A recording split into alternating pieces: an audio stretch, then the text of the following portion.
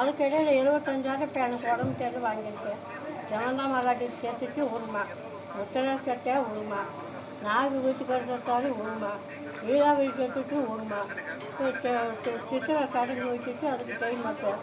இப்போ இங்கே உருமா கட்டு அந்த பிள்ளை ஒரு ஆள் சம்பாதிச்சு அதில் எனக்கு செலவழிக்கணும், அந்த பிள்ளைக்கு சுவர் பார்க்கணும். அதெல்லாம் வந்து யாருக்கு ஓட்டு போட்டேன்னு கேட்குறாரு. அதைத்தான் சொல்கிறேன். அது வந்து இவன் பேசுறத வந்து வச்சு பார்த்தா யாருக்கு விஜய்னு ஒருத்தர் வந்திருக்கான் சினிமாக்காரன். அவனுடைய பர்ஃபார்மன்ஸை பார்த்து அவங்ககிட்ட இருக்கணுங்கிறான். அப்போ அவனுக்கு எவ்வளோ தூரத்துக்கு வளர்ச்சி அடைஞ்சிருப்பான்.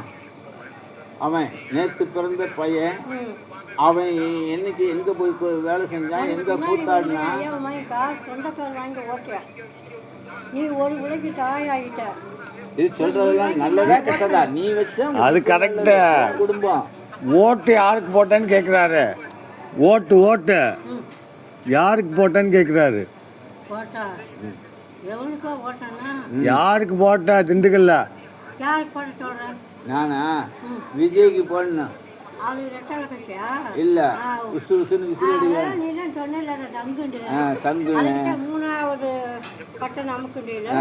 நீ யாருக்கு போட்ட ரெட்டலைக்கு? சங்குக்கு இருக்கிற பாயிண்ட சொல்லுது பாரு. அந்த பூத்துல அம்மா வந்து சொல்லிட்டு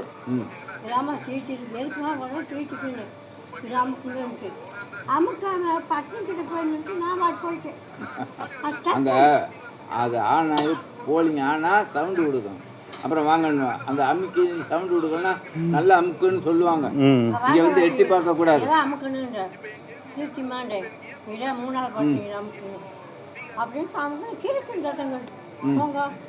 சீட்டி அமுக்கணும். அதுதான் சீட்டி சங்கு. இது ரெட்டலை கட்சிப்பா. ஆமா நீ சொன்னது என்ன? சங்குக்கு 3ஆவதுல 5ஆவது. சரி 3ஆவதுல ஒரு வீட்டுக்கு 4,000 முக்கியம். நாங்கள் போட மாட்டோம்னு தெரிஞ்சு எங்களுக்கு கொடுக்கல.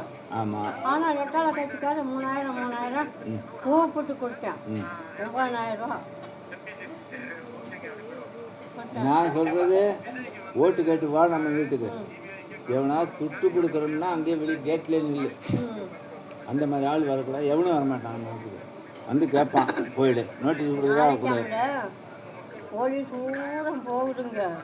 பேசுங்க இங்கே 2 பேர் போகிறாங்க. நாளைக்கு திரும்ப இந்த பெருமாள்கிட்ட 2,000 கேட்டுக்கேன். வீடு பள்ளமாக போச்சு.